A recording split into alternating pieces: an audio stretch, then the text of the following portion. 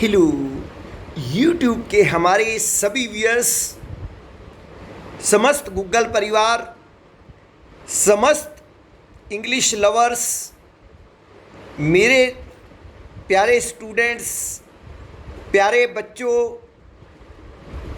आप जी के लिए प्रतिदिन आने वाली स्पोकन क्लासेस में आज ये टीचर एक और नया स्ट्रक्चर लेकर आया है। व्यूअर्स, हम सभी इन चीज़ों को सीख जाएं तो फ्लुएंसी ऑटोमेटिकली हमारी बनेगी। व्यूअर्स, कॉन्फिडेंस कैसे बनता है आपके अंदर, मैं आपको पर्सनैलिटी डेवलपमेंट क्लास भी इस चैनल के पर दूंगा व्यूअर्स, क्योंकि वो कोर्सेस भी मैं बच्चों को कराता हूँ। तो व्यूअर्स, कॉन्फिडेंस हमारे अंदर तभी बनता है जब इन रियल सेंस हम क्रिएटर बनते हैं, हम रियल सेंस अपनी ज़िंदगी में कोई कार्य करते हैं। जब हमें वास्तविकता में ये मालूम होता है कि हम जो कर रहे हैं वो ठीक कर रहे हैं, एक दृढ़ विश्वास हमारे मन में जागता है, तभी हम व्यूअर्स पूरे कॉन्फिडेंस के साथ कोई कार्य को कर पाते हैं। और जब कॉन्फिडेंस अंदर जागता है व्यूअर्स, ऑटोमेटिकली फ्लुएंसी मुख पर आ जाती है व्यूअर्स। तो व्यूअर्स, चलते हैं आज के स्ट्रक्चर को सीखने के लिए। आज का जो स्ट्रक्चर है वो है सब्जेक्ट प्लस में प्लस है plus two plus first form.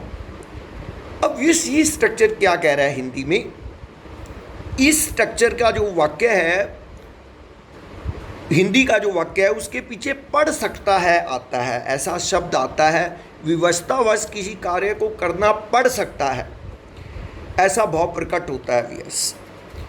तो इसके अब मैं कुछ एग्जाम्पल दूंगा, कुछ आपके सामने रखूंगा इसके सेंटेंसेस, और उसके बाद मैं कुछ थोड़े से सेंटेंसेस आपके अभ्यास के लिए भी बोलता हूँ व्यूअर्स, ताकि आप थोड़ा अभ्यास करो। लेकिन वो भी सफिशिएंट नहीं है, आपको स्वयं बनाना है, उसके भी क्रिएटर आपको बनना है। तो व्यूअर्स, चलते हैं आज इस स्ट्रक्चर को समझने के लिए। जैसे आपके पास सेंटेंस आता है व्यूअर्स, उसे पत्र लिखना पड़ सकता है, उसे पत्र लिखना पड़ सकता है। तो व्यूअर्स, इसकी इंग्लिश बनेगी he may have to write letter, he may have to write letter. अब इसी प्रकार हमें दिल्ली जाना पड़ सकता है, we may have to go to Delhi, we may have to go to Delhi.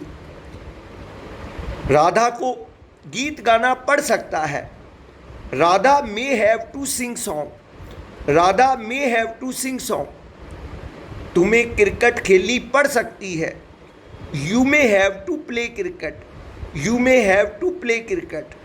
मुझे सोना पड़ सकता है, I may have to sleep, I may have to sleep. Viewers, इसी प्रकार कुछ अन्य वाक्य मैं आपको दे रहा हूँ। तुम्हें रामायण पढ़नी पड़ सकती है, उसे नए कपड़े खरीदने पड़ सकते हैं, उसे दोबारा परीक्षा देनी पड़ सकती है, उसे नाचना पड़ सकता है, उसे गीत गाना पड़ सकता है। तो इस प्रकार से कई बार हमारी स्थिति ऐसी आती है जब हम ऐसे बोलते हैं व्यूअर्स कि अगर मुझे वहाँ जाता हूँ तो मुझे ये काम करना पड़ सकता है, ठीक है। तो हर एक प्रकार की स्थिति ज़िंदगी के अंदर आती है व्यूअर्स, और हर एक प्रकार की स्थिति के अंदर हमें उससे निपटना आना चाहिए, उसकी बनाना आना चाहिए, उसके अकॉर्डिंग सेंटेंसेस को। तो ये सारी चीज़ें आप व्यूअर्स बहुत बारीकी से सीखते जाइए और मेहनत कीजिए, और आप अवश्य सफल होंगे। व्यूअर्स, आज जो कंफ्यूजिंग वर्ड मैं आप जी के लिए लाया हूँ, आज चलिए आज उसी के पर अब बातचीत करते हैं। व्यूअर्स, बहुत कॉमन से शब्द लेकर मैं आपको पास आ रहा हूँ, जो कि जनरली हम डेली प्रयोग करते हैं व्यूअर्स, लेकिन डेली प्रयोग करते हुए भी कई बार हम उनके डिफरेंस को नहीं समझ पाते व्यूअर्स, और उस कारण हमारे को बहुत ही ह्यूमिलिएट होना पड़ता है किसी स्थिति के ऊपर, हमें उसको अच्छे से समझना है व्यूअर्स।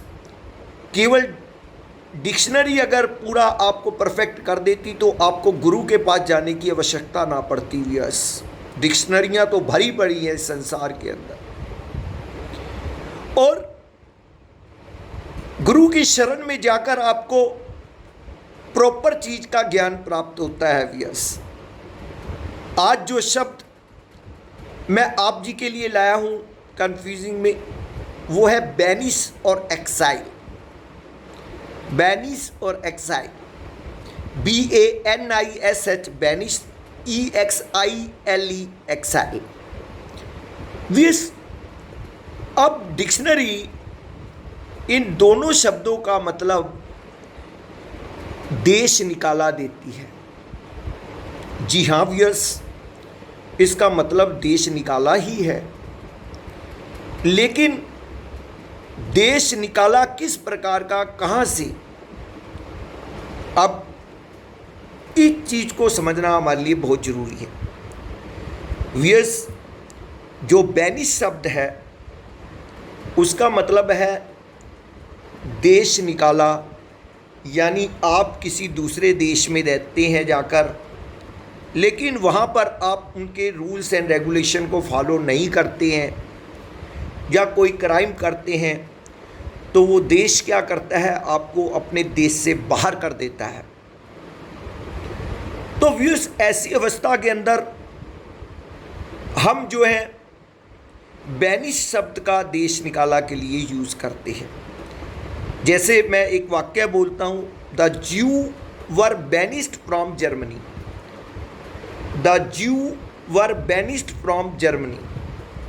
अब ज्यू को जो है जर्मनी से बाहर निकाल दिया गया। यस, अब जर्मनी के लोगों को